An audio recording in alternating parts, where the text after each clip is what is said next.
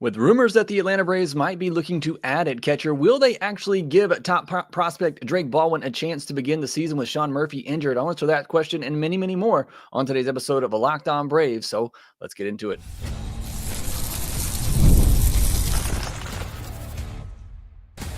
You are Locked On Braves, your daily Atlanta Braves podcast, part of the Locked On Podcast Network, your team every day.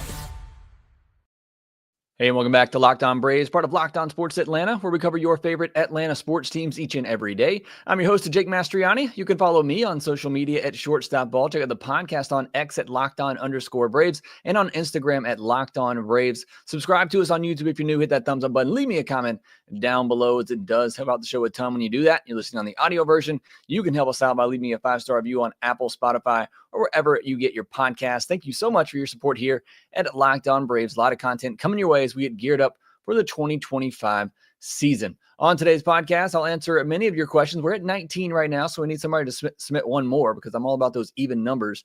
But got a lot of different questions to get to, a couple of them surrounding Drake Baldwin and the news that the Braves could be looking to add at catcher. Does that mean they're not quite ready to give Drake Baldwin the opportunity? He certainly helped his case with a good game on Friday. So I'll answer those questions and many others on today's Mailbag episode of Locked On Braves. And this episode of Locked On Braves is brought to you by FanDuel. Right now, new FanDuel customers can get $150 in bonus bets if your first $5 bet wins. Download the app or head to FanDuel.com to get started. Let's jump right into the questions. First one from Matt. How much responsibility falls on AA for having guys with no options? I feel it impacts the roster construction negatively, and it has nothing to do with guys being yo-yoed. And it has to do with guys being yo-yoed back and forth between majors and minors. Sending guys down who are clearly better because of options drives me nuts. I think there's two different sides of this question that you're asking. The yo-yoing back and forth, it's the product of having a good team, and you're needing to bring up those good guys that you're talking about that need to be on the roster. But it's a factor or a product of having a team that's ready to compete. And when your pitching runs out, you know what? We got to call up a young AJ Smith-Shawver because we need to see what he can do. We need to call up a young Hurston Waldrop to see what he can do. We need to call up a young Spencer Schwellenbach to see what he can do because they need to win games now. And so, look, you never know until that pitcher actually gets to the big leagues how they're going to perform. And if they come up and they can't cut it, they don't have the luxury of giving them 5, 6, 7 starts to see if they can figure it out. And so if they come up, they can't cut it, they send them back down. The only exception was Schwellenbach, who wasn't great when he first came up, but you could see the potential there. And luckily they did stick it out with him. But that's some of that yo-yoing, is that they've just needed guys to come up, and they're hoping, Nacho Alvarez, Vaughn Grissom, guys that they've had to call up in a pinch because of injuries, because they need to compete. And so they're calling up these prospects that they think give them the best chance to win now during a season. When you do that, it starts their clock. You use that option. And now you're in a case with Vaughn Grissom, or sorry, not Vaun Grissom, with AJ Smith-Shawver, where he only has one option left, and he's still a very young pitcher. And it's just the unfortunate part of being in contention that you've had to use the options on these guys. Now, I think in free agency, in a lot of these minor league deals that he's done, he's gone out and gotten guys that have options. Somebody like a Carlos Rodriguez for the outfield, and others that he's gotten this offseason. I think he's trying to target those players that have options. So the other part of that question where you end it with is the frustration of sending guys down because of options, or rather keeping guys because they're out of options. So in the example of this year, the rotation spots feel like they're pretty locked up for Grant Holmes and Ian Anderson because they're out of options. But the frustration in that is, okay, are they actually the two best guys to be in the rotation? Are you elevating them simply because of their option status and not giving a fair chance to an AJ Smith-Shawver, a Bryce Elder, or somebody else, because those guys have options and you can send them down? And I get that part of it too. And I made this point for this example specifically. It's all about depth, and you want to make sure you have as much depth as you can throughout the season. And that's why you do that. But I get it. And look, this is what I was alluding to that I've said this offseason and going into spring training. I think in order for AJ Smith-Shawver to overcome that, I'm speaking to him in particular because I think he's the main guy that could overtake Grant Holmes, or I think we're mostly talking about Ian Anderson at this point. He would have to pitch way better than Ian Anderson. And maybe you think he has. I said yesterday, even though Ian Anderson's given up, I think 2 hits in 8 innings in spring training, he's walked 9 batters already, and I haven't been highly impressed with Ian Anderson. And I think AJ Smith-Shawver's had, one good, one kind of bad. I wouldn't say bad start, but one start that wasn't quite as stellar, I guess you could say. And for AJ Smith-Shawver to really get that spot, I think Ian Anderson has to fall flat, which maybe he's done in the eyes of the Braves with all the walks that he's had. And AJ Smith-Shawver is really going to have to perform, because it does set you behind in that situation where if you think these two guys are even, you might as well go with the guy who is out of options, give him a chance. And then if he doesn't perform, then you cut him and you got a chance to lose him. But if you go ahead and cut him now, then you never even give him a chance to see what he can do. So I understand that part. I think there's a lot of things in that question to address, and hopefully I addressed them all accurately or well there for you. E. Goldie, where do you honestly rank Ozzie Albies among second basemen? I sometimes feel like Braves fans think too highly of him because he's so likable and fun.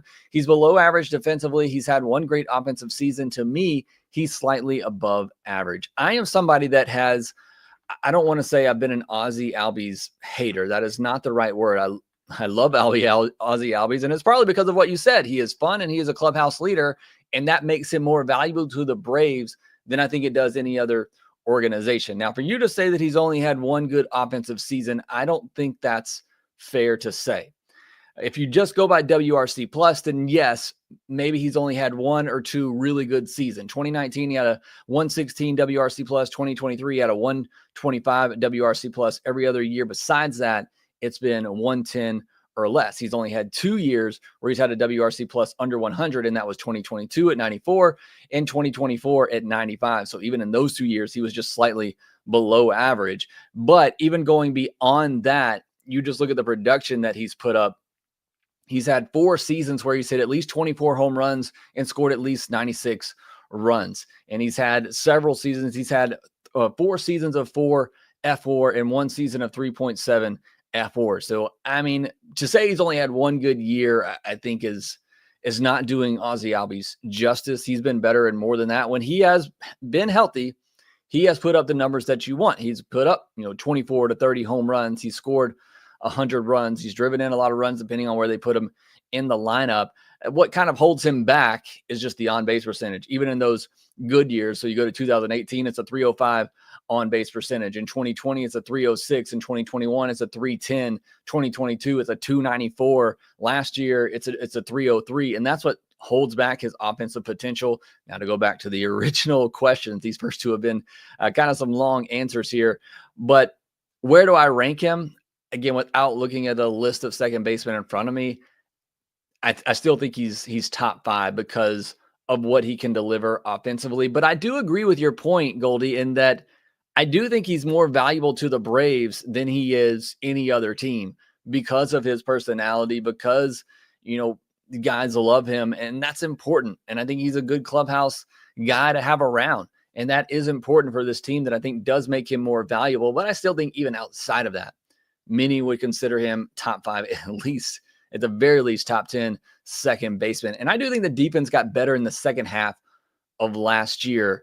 So again, hopefully that is something that continues to improve for him. Next question from Dustin Mounts says, Braves are rumored to be shopping for more veteran catching. Do you think this is a sign they do not want to use an option on Baldwin, or do you think this might mean Murphy misses more time? Thoughts on the rumor? So the rumor, reported by John Heyman, so take that for what it's worth, is that the Braves could potentially be looking at bringing in a Yasmani Grandal type for, $2 million. My first thought to that is, you're willing to go spend $2 million on a catcher that you might need for 2 weeks, but you can't spend $4.5, $5 million on a Jose Quintana to give yourself more depth in the rotation, or go spend that much on another reliever to help out your depth in the bullpen. Those are much bigger needs, in my opinion, than having somebody to come in and play catcher for a couple of weeks while Sean Murphy is injured. To answer your question, does this mean Murphy misses more time? We don't know. It's too early to know that. Look, even if he had to miss the first month of the season, Chadwick Tromp is fine. Drake Baldwin is fine. Sandy Leon is fine. Kurt Casale is fine. These are guys that are going to be batting 8th or 9th in your order and can certainly handle things behind the dish. You can live with that for even a month if Sean Murphy has to miss that much time.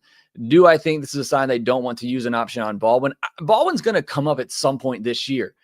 And look, you can option him as many times as you want during a season. It only counts as one option.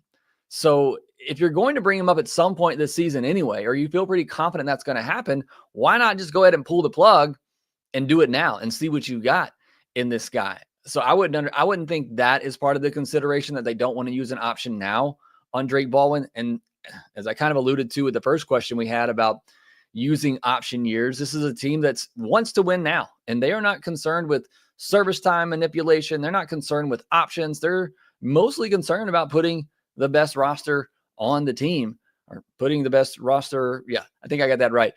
So I would be surprised if that was their reasoning for not going with Drake Baldwin. I would also be surprised if they actually go out and sign another catcher, especially if it's for a big league deal for a significant amount of money. I mean, if you wanted to bring in another veteran catcher, I don't really know why you would when you already have Sandy Leon and Kurt Casale. But if you want to go ahead and bring in another veteran catcher on a minor league deal or a split contract, okay. But I would be surprised even if that happens. All right, that was only 3 questions. We got a lot more to get to on today's episode of Locked On Braves. We'll get into the rest of these questions here next.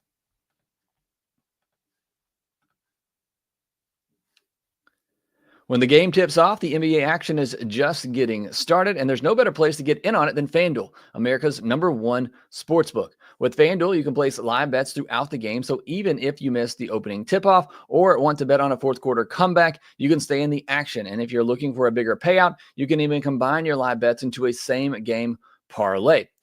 Right now, new FanDuel customers can get $150 in bonus bets if their first $5 bet wins. That's FanDuel.com for your shot to get $150 in bonus bets. Checking out FanDuel.com right now. They actually have odds on spring training games. If you're that bold, it looks like they just put out odds for the Tokyo Series as well, which is quickly approaching on March 18th. That'll be fun. They have World Series odds, league winner odds, division odds, award odds. You can see all that out there at FanDuel.com. Please also make sure that you visit FanDuel.com/play-safe for tools and resources to help you stay in control of the way you play. Make every moment more with FanDuel, the official sports betting partner of the NBA. Thanks as always for making Locked On Braves your first listen of each and every day. Check out Locked On MLB for your second listen and all the great Locked On MLB channels we have here. We're going to be recording an NL East preview on Monday night with all the NL East host of Locked On. So that's going to be a lot of fun. Look for that coming your way next week, as long as 5 more podcasts here from us at Locked On Braves. A lot of content coming your way as we get set up.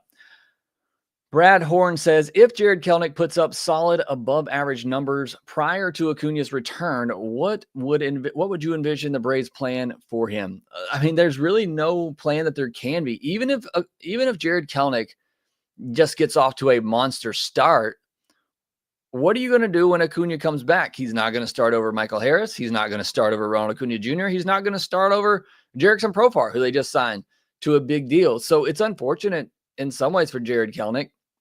What it will do, though, I think it could be an opportunity to push Brian Snitker to find more ways to get his bat in the lineup. Ronald's probably going to need some days off here and there. Get in a day for Profar, maybe even Michael Harris at some point. But I just don't. There's really not a great path to playing time. Look, you got a top prospect in Drake Baldwin who's knocking on the door, and it's taking an injury for him to get an opportunity. I think it's going to be the same thing for Jared Kelenic. It's going to take an injury, and I honestly don't want any of the Braves players to get injured.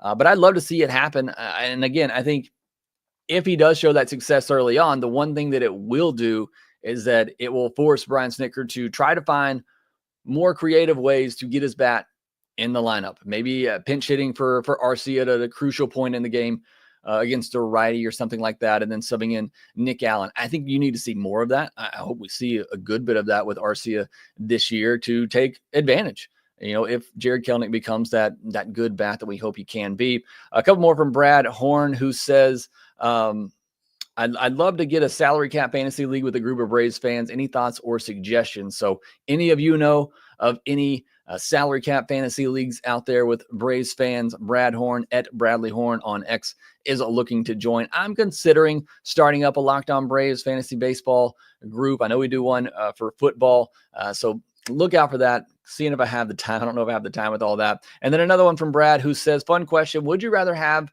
on Braves roster during their prime? Dansby Swanson or Rafael Furcal? My initial instinct is to say Furcal because he's probably my second or third favorite Braves player of all time, behind Simba, Andrew Jones, Matt Diaz for the memes. I'd say Furcal is probably right in that group. So I really just want to say him because I want to see that slingshot of an arm that he has. But if you're talking about just best season, that 2022 season for Dansby where he was over a 6'4" player is pretty incredible. 25 home runs, almost 20 steals, played extremely well defensively. That season from Dansby Swanson, if I could just pick one from the two combined seasons of those guys' careers, I think I'd have to take that year of Dansby Swanson, but my heart wants to say Furcal because he's one of my favorites. Donald Langley says, do you feel that the uptick in hitters being hit by pitch the last 5 years or so is a problem that MLB needs to look at? If you do, how do you have a fix? If so, do you have a fix? Look, this conversation is kind of similar to the conversation for pitcher injuries. And everybody is chasing velocity and not command. And when that happens, one, you're going to have more pitchers getting injured because they're putting more and more stress on their arm, pitching at max velocity at all times. So you have an increase in injury, and you have guys that are just throwers and not pitchers. And so now you're having more hit by pitch. And it's a conversation that has certainly already started in MLB circles. I know Whit Merrifield was kind of heading up a group last year. I think the conversation was around having some sort of penalty for guys who hit players in the head or in that area. I know he got hit in the head with the Braves last year and was not happy about it. So there are discussions and talks about that, but the only fix for it is to say, hey, don't throw 100, see if you can throw 95, 96 and command it better. But nobody's going to do that when you're getting paid because you can touch triple digits and it doesn't really matter where it goes as long as you throw it in the strike zone enough to get the swings and misses. So that's the fix, but same with the injuries. It's the fix for the injuries is simple. Stop throwing max velocity all the time. You're still going to have pitcher injuries, but I think you would have fewer of them, but nobody's going to do that because that's how they get paid. And it's the same thing with the hit by pitches is nobody's going to dial it back so that they can command better when they get paid for velocity and you get the swings and miss on the velocity. Ballistic says, what's stopping the Braves from getting more hits in scoring position? It gets frustrating seeing too many opportunities wasted. I think it is partly an approach thing. I think some of it is just timing. I mean, as simple as that is to say, but there's obviously an approach to it as well. You have to know with a runner on third and less than 2 outs, you're trying to put the baseball in the outfield somewhere. You got to know when the infield is back and there's a runner on third that you can shoot a ball up the middle.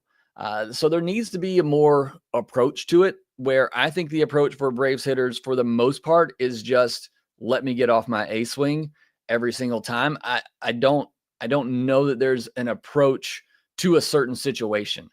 And that's me as a fan watching the game, but I think a lot of you would probably agree with that. I don't know that there is situational hitting on this team.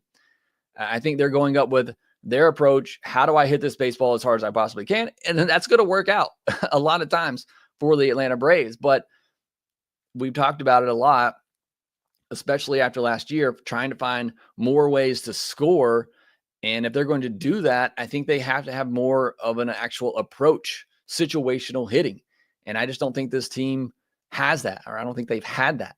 And they honestly haven't had to rely on that because they've been so great at hitting the home runs that, hey, you can strand runners in innings 1, 2, 3, and 4, but you're going to hit that 2 or 3 run home run in the 5th. And that's kind of been this offense for years now.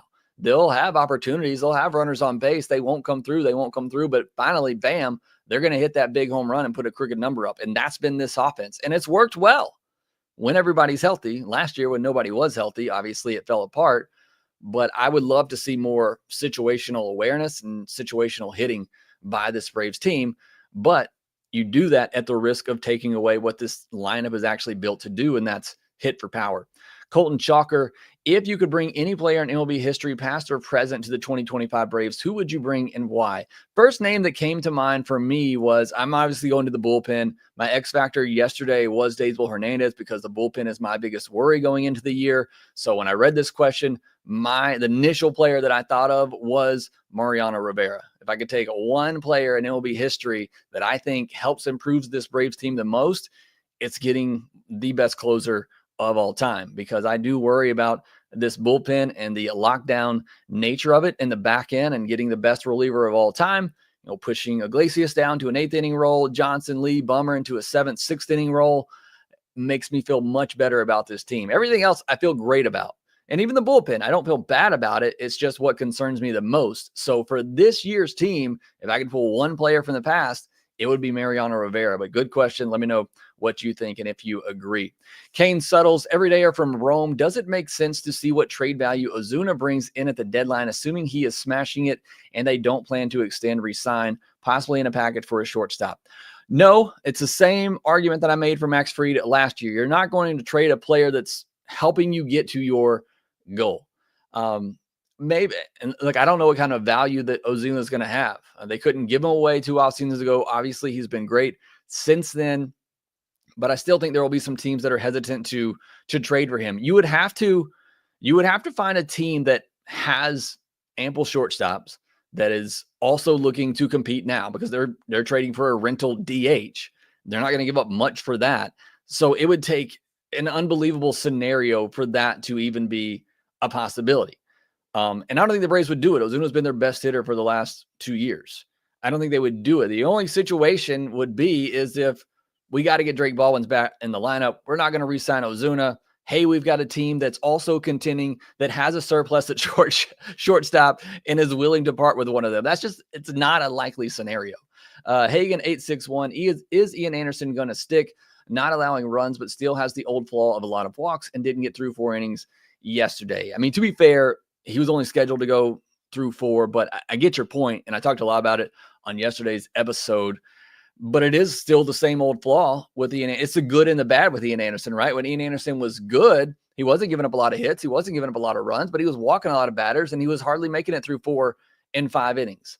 So we've seen that Ian Anderson be successful at the big league. So I guess it's a possibility, but it does concern me and it worries me to see him continually struggling with these walks. And maybe we should be giving him a little bit of grace, still coming back from injury, but it's the Ian Anderson we've seen his entire career. We know he can miss bats. We know he's not going to give up a lot of hits. We know he can even get the strikeouts on that changeup, and even the slider looks pretty good.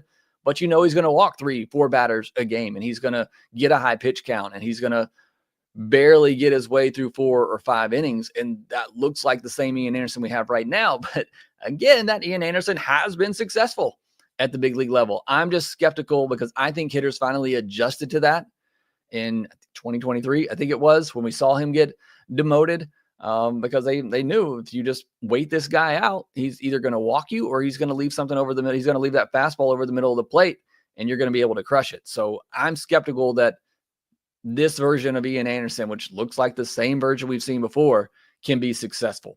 All right, got several more questions to get to, including Sethan posting an unfavorable picture of myself on here. We'll get to all of those questions here and next.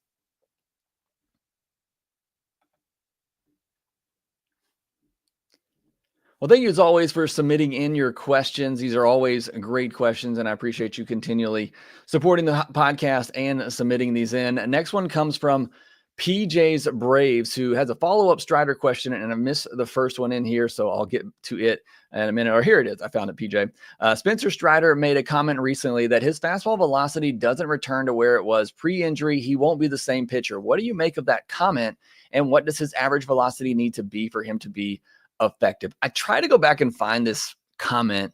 I don't know that it was recent. I think it was more so, at least when I heard him say it initially. Maybe he said it again somewhere. But I don't look, regardless of what the actual comment was, I agree with what Spencer Strider is saying. If he can't get that velocity back, and I think that velocity needs to be 97 or higher, sitting 96, 97, being able to touch 98, 99 at times. I think that's what the velocity has to be for Spencer Strider to be the same pitcher that he was. Now, if he's not, and let's say he's sitting more 94, 95, but he can get up to 96, 97 sometimes, he can still be a really good pitcher. But then it becomes more imperative, I think, for him to find a third pitch that's going to work. And it kind of depends on what that fastball shape is as well. Does the IVB come down on it? What does all that look like? But in order for him to be, so let me back up and say this. In order for him to be the Cy Young contender that he was, he needs 97, he needs 98, he needs 99. To be the guy that's a 13, 14 K per nine type of pitcher, he needs 97, 98, 99. That's what he's saying. He's not saying if he doesn't have that, he can't be a good big league pitcher. At least that's how I'm interpreting it. He can still be a good big league pitcher, maybe just not the most dominant pitcher in baseball, maybe not the best strikeout pitcher in baseball. That's kind of how I read into that. In order for Spencer Strider to be the best version of himself, he needs 97, 98, 99 consistently. That doesn't mean he can't still be a good pitcher. And I think Spencer Strider is smart enough that even if he does lose that velocity, he will find some way to still be a really good pitcher. So that's kind of my takeaway from that comment. And PJ's follow-up to that is, does he still continue to use the curveball as a third pitch? I think he will. I don't think it'll be something he features a lot, maybe 10 to 15% of the time.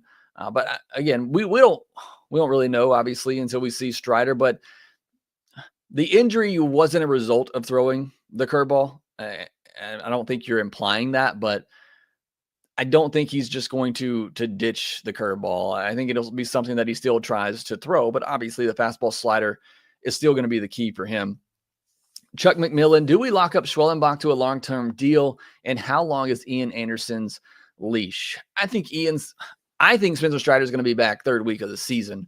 So I think Ian Anderson's leash is 2-3 starts at most. I think he will get 2 to 3 starts to begin the year, assuming, again, he doesn't just completely fall flat on his face in spring training. Again, some of you may think that he already has, but I think the leash is 2 to 3 starts. If you get 2 to 3 starts, I think just 2, you get 2 starts in the regular season and he's walking everybody, he's not consistently getting through 4 or 5 innings, then I think you got to pull the plug. I know you hate to lose a guy like that because he's going to get picked up on waivers and somebody that has the ability, to just stick them in the rotation and let him ride it out. They're going to pick him up. But again, as I said at the beginning of this podcast, this is a team that needs to win, and you just can't live with guys like that in your rotation that are continually taxing your bullpen because they can't go deep in the game. They're continually putting runners on base because they can't throw strikes. I think if he does that the first 2 starts that he's up there, you get 1 and you do that, okay, you give him a little bit of pass, give him 1 more, but he does it 2 starts in a row, I think he's gone. But certainly, I think before Strider comes back, at most he gets 3-4 starts. Caden Hurd, at what point would Arcia have to be benched for Nick Allen? If the Braves were assigned 1 more of the available free agents not named David Robertson, who would you want it to be? As far as your first question on this, I think it would take Arcia being the worst hitter in the league through the first couple of months of the season.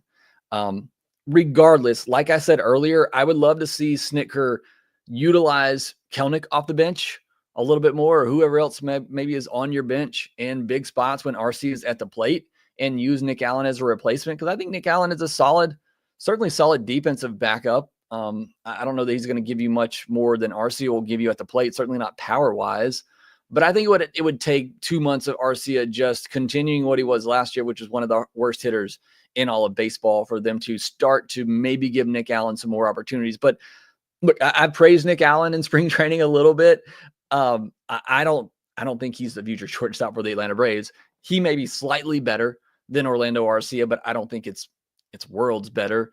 So that's what I think it would take. As far as your other question, I honestly don't know. David Robertson's the only one that really comes to mind for me. Lance Lynn, I think, is one that I think you could go out, and he's been talking of him in the offseason that possibly go into a bullpen role, so you could use him as a swing man. So he's another one that probably comes to mind for me. Cal Gibson as well. Those are the three free agents I know still out there that I think should interest the Braves.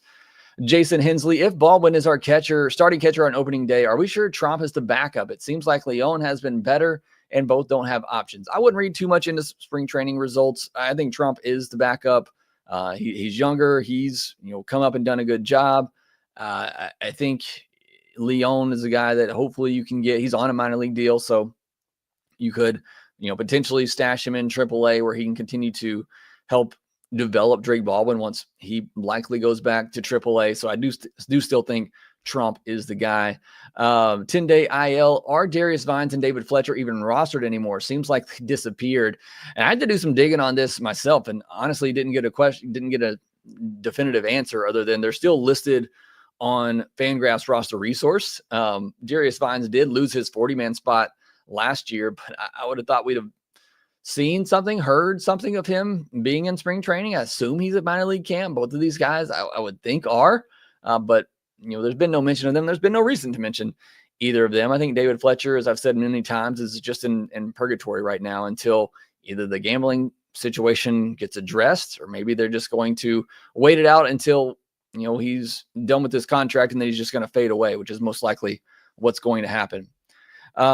All right, that's all of the questions today. Sorry if I missed some in there. Was kind of breezing through or blazing through, whatever you want to say, the last of them here. So apologies if I missed some. Scott Switzer, our bullpen is a disaster. This isn't a question, but I needed to say it somewhere. Well, you got it out there, Scott. I don't agree with you. Like I said, I think it is my biggest concern, but I wouldn't call it a disaster. I still think there's some really good arms out there, but they're more than the rotation, more than the lineup. I can see more ways, easier ways that the bullpen could completely fall apart and be a disaster, but I wouldn't call it a disaster right now. All right, thank you so much for joining me here today. Waylon Mercy, I think Shawver's last option year is this year. It is. He has one option left. So I'm talking about a young guy that the Braves, forced up probably before he was ready, and now he only has one option left. Mass Boost has said in the comments section, and I believe Mass is a very good contributor to the comment section, said that he could possibly earn another option, but as things stand right now, he only has one option left. Mass also in here in the comments, BC as well. Jeff Barry, thank you all for joining. Doug Belly in here. Appreciate you all joining me on today's live podcast. Sean Finley, everyone hating on RC. He plays good defense and can give you 15 home runs out of the 9-hole. What other team can say that? I don't disagree. I do not disagree. I think he is perfectly fine for what he gives you, especially at the price that you're paying for him. I have no problem with Arcia being there. Pedro, do we finally move Smith-Shawver for a big piece at the deadline? I don't think so. I think Smith-Shawver is a big part of their rotation plans going forward. I think they were going to trade one of the two big starters. It's Hurston Waldrop, although Waldrop's gotten pushed down in a lot of prospect rankings here lately. But I think he would be the guy most likely to get traded. But thank you all for joining today. Make sure you subscribe on YouTube if you're new. Hit that thumbs up button. Leave me a comment down below. Make sure that you rate, review, and subscribe to the Locked On Braves podcast wherever you get your podcast. Have a great weekend. We'll be back on Monday. We'll talk to you then.